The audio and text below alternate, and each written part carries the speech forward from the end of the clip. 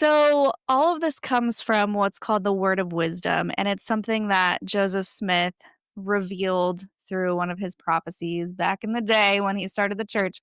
And initially, it was pretty kind of mundane. No one really paid attention to it. It was just a word of wisdom.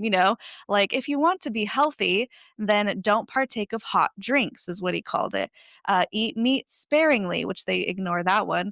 Um, don't don't ingest drugs, which is funny because we're pretty sure that he was spiking his sacrament with mushrooms back in the day to make everyone have these wild experiences. So, oh, and don't drink alcohol, but he had his own breweries. So that's why it's kind of laughable and silly. What happened is during the prohibition time, the church was like, see, our modern prophet knew, like he knew way ahead of time that we shouldn't be drinking alcohol. And they really doubled down on all those rules. So when that was over, they couldn't really take it back.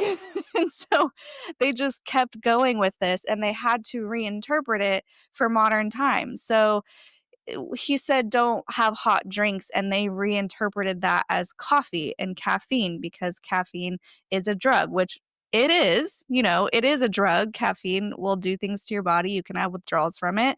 But then so some people will not have soda. And growing up, I didn't know that that was actually a rule that you weren't supposed to drink soda with caffeine. You would have root beer that didn't have caffeine.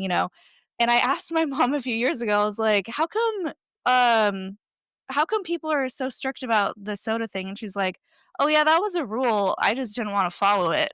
And so I didn't realize that we were breaking the rules growing up, but yeah, I did have friends who would refuse any sort of soda as well.